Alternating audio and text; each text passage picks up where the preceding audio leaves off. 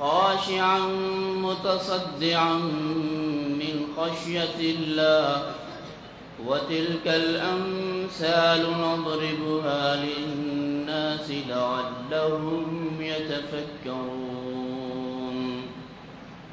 قال رسول الله صلى الله عليه وسلم: يقال لصاحب القرآن اقرأ وارتق ورتل كما ترتل في الدنيا فإن منزلك عند آخر آية تقرأها.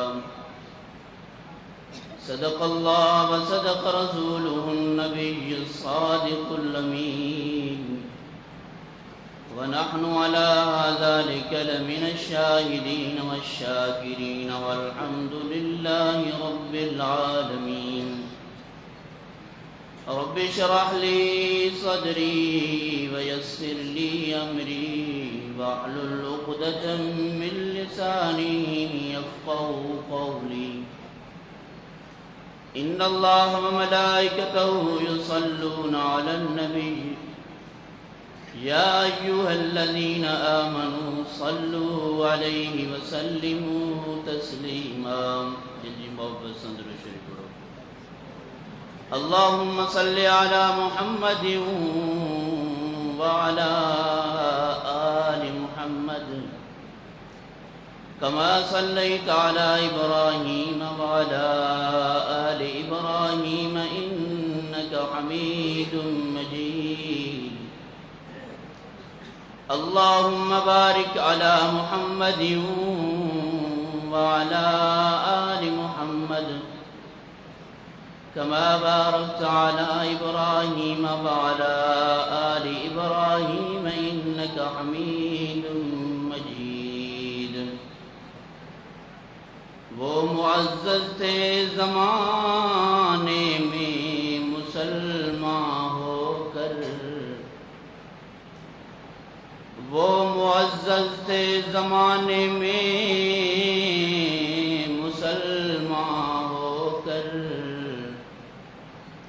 ہم ذلیل ہوئے تار کے قرآن ہو کر۔ مجازی دوستو، دستار فضیلت جو عنوان सां ही महफ़िल सजाई वई आहे। चोटियारियूं शहर जे अंदरि, चोटियारियूं ॻोठ जे अंदरि ही महफ़िल अल्लाह ताला जे इनाम खां ख़ाली न आहे। अल्लाह जल जलालुहु हिन गए गुज़रे दौर जे अंदरि, नफ़्सा नफ़्सी जे आलम वारे दौर जे अंदरि अल्लाह साईं तव्हां असांखे क़ुरान जी महफ़िल नसीब फरमाई आहे। अल्लाह जल जलालुहु खां दुआ आहे अल्लाह साईं तव्हां असांजे अचण वेहण ॿुधण ॿुधाइण खे क़बूल मंज़ूर फरमाए ऐं आख़िरत जे लाइ निजात जो ज़रियो बनाए। ऐं अल्लाह जल जलालुहु हिन इदारे मदरसा अरबिया क़ासिमुल उलूम मुबीनिया खे क़यामत ताईं आबाद शाद रखे ऐं हिन जे फैज़ खे आम फरमाए। यकीनन हिन जो फैज़ आम आहे। बलोचिस्तान खां वठी सिंध जा तुलबा इकराम हिते क़ुरान पढ़नि था। परे परे जा परवाना हिते क़ुरान पढ़नि अचनि था। जिन अॼु क़ुरान पढ़ी मुकम्मल कयो आहे उन जे वालिदान जे लाइ इंतिहाई ख़ुशी जी ॻाल्हि आहे। असां उन्हनि खे मुबारकबाद पेश कयूं था। इहा उन्हनि जी कामयाबी आहे, आख़िरत जे लाइ ज़रिया निजात आहे। ऐं तव्हां असां बि हिन महफ़िल में इन लाइ आया आहियूं जो माना असांजी बि बख़्शिश थी वञे। अल्लाह जल जलालुहु इंसान ज़ात खे हिदायत ऐं रहनुमाई जे लाइ क़ुरान ॾिनो आहे। जेकॾहिं इंसान इन क़ुरान ते अमल पैरा रहंदा, जेकॾहिं इन क़ुरान खे मज़बूती सां वठंदा त पोइ जन्नत ज़रूरु पुॼंदा। जेकॾहिं क़ुरान खां हटी करे पंज रस्ता इख़्तियार कयूं, पंज तरीक़ा इख़्तियार कयूं, पंहिंजूं चाहतूं पंहिंजे अंदरि अपनायूं तो पोइ गुमराह थींदा, हिदायत न मिलंदी। अल्लाह जे रसूल सल्लल्लाहु अलैहि वसल्लम फरमायो अल्लाह से कुरान में फरमायो वातसिमू बिहब्लिल्लाहि जमीअन वला तफर्रकू। अल्लाह जी रस्सी के मजबूत वठो। हेठां ईअं सम्झो खूह आहे, उन खूह जे अंदरि जहन्नम जी बाह भरे पई।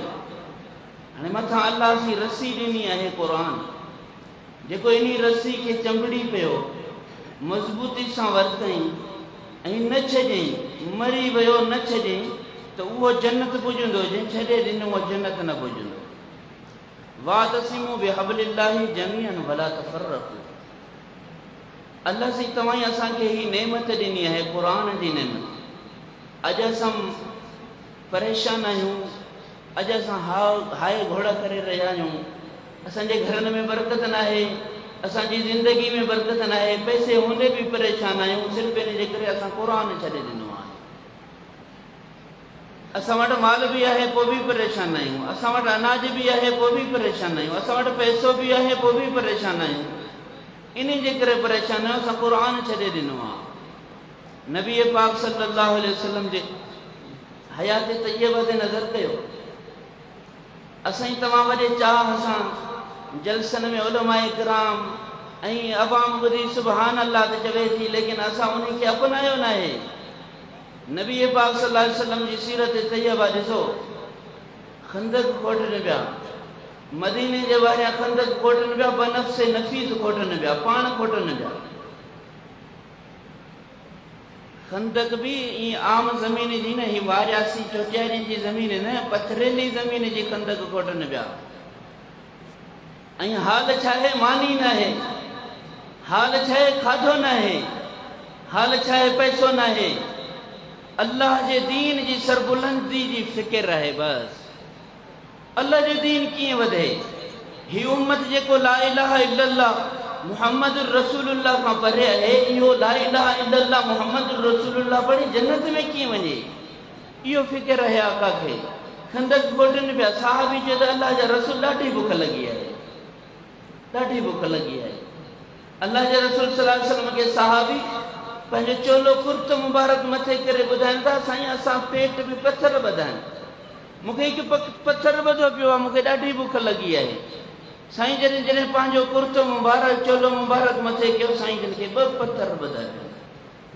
साईं जन फरमायो मां मोहम्मद उहो न आहियां जो पाण रओ कयां तव्हांखे बुख ते रखां। पोइ बि सुकून हुयो,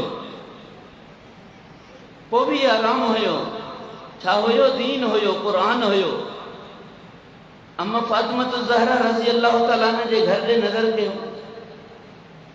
मामूली औरत न आहे। दुनिया जूं कई औरतूं, सबूरियूं औरतूं नेक बणिजी वञनि, लेकिन फातिमा जे मक़ाम खे नथियूं पहुची सघनि। छो? मुस्तफ़ा फरमायो, मदीने वारे मीर फरमायो, गुंबद खज़रा जे मीर फरमायो, अल फातिमा सय्यदतु निसाई अहलिल जन्नह, अल फातिमा सय्यदतु निसाई अहलिल जन्नह। जन्नत में जेके भी औरतूं हूंदियूं, नबियन जूं औरतूं हूंदियूं, वलियन जूं औरतूं, सहाबा जूं औरतूं, जेके भी नेकोकार औरतूं जन्नत में हूंदियूं, उन जन्नतन जी सरदार मुंहिंजी न्याणी फातिमा हूंदी। उन जी ज़िंदगी ते नज़र कयो। फातिमा ज़हरा रज़ी अल्लाह तआला अन्हा हिकु दफ़ा हुजरे में वेठी आहे पंहिंजे में। मदनी करीम सल्लल्लाहु अलैहि वसल्लम पंहिंजी न्याणी जे घर आया, दस्तक ॾिनऊं, दरवाज़ो खटकायूं। इहो उसूल आहे सुन्नत जो, रसूल जी सीरत आहे। कंहिंजे घर में वञो पहिरियां दस्तक ॾियो, न त न्याणी जो घरो दस्तक ॾियण जी ज़रूरत न हुई। मुस्तफ़ा करीम सल्लल्लाहु अलैहि वसल्लम दस्तक ॾिनी। फातिमा ज़हरा पुछे थी केरु? तुंहिंजो अबू मोहम्मद आयो तो सल्लल्लाहु अलैहि वसल्लम। फातिमा फरमाए थी अबा बाबा ईअं अंदरि न अचिजांइ, पहिरियां मूंखे चादर उमण। रसूल करीम सल्लल्लाहु अलैहि वसल्लम उहा चादर उमाणी जंहिं चादर जो ज़िक्र क़ुरान कयो आहे। या अय्युहल मुज़्ज़म्मिल क़ुमिल लैला इल्ला क़लीला निस्फ़हु अव इंक़ुस मिन्हु क़लीला। अल्लाह से फरमाया या अय्युहल मुद्दस्सिर कुम फअंज़िर व रब्बक फकब्बिर। अल्लाह के रसूल सल्लल्लाहु अलैहि वसल्लम चादर उमाणी, मुस्तफ़ा जी न्याणी फातिमा पंहिंजो मथो ढकियो। केर भी मथो ढके, न्याणी भी मथो ढके, कंहिंखां मथो भी ढके, बाबे का मथो भी ढके, केर भी मथो ढके। जेका जन्नत जे औरतन जी सरदार न्याणी है, केर पियो अचे जेको कायनात जो सरदार नबी है। बिन्ही जो पान में मुलाकात थे थी तो हू मथो ढके थी, कायनात जे सरदार अब्बे का मथो ढके थी। अज तू ही मां, तुझी मुंजी घरवारी, तुझी मुंजी अम्मड़, तुझी मुंजी भेण नंगे मथे सरे बैदा बाजार घुमे पई ऐं मां चवां तो आशिक़ रसूल आहियां। हा हा मुस्तफ़ा सां मुलाकात थियणी है क़यामत जे ॾींहुं। छा मुंहुं ॾेखारींदासीं? इही नीमो सां ॿुधाईंदासीं असां तुंहिंजा आशिक़ हुयासीं। हाँ मूं अर्ज़ बि कयुमि, रसूल करीम सल्लल्लाहु अलैहि वसल्लम जी न्याणी फातिमतु ज़हरा जी सीरत ॾिसो, केॾी गुरबत है। हुजूर करीम सल्लल्लाहु अलैहि वसल्लम चादर उमाणी, चादर सां मथो ढकियईं, ॿ रकात नफ़िल जी नियत ॿधी करे मुसल्ले ते बीठी आहे। बेहोश थी किरी पवे थी, बेहोश थिए थी। मोहम्मद मदीने जा मीर पुछनि था, फातिमा छा थी वियो? बीमार थी पए, छा थी वियो? फातिमा चवे थी, अब्बा कई ॾींहं थी विया आहिनि, चुल्ह नाहे वरी, कई ॾींहं थी विया आहिनि, लुकमो नाहे खाधो, कई ॾींहं थी विया आहिनि, खाधो मुयसर नाहे।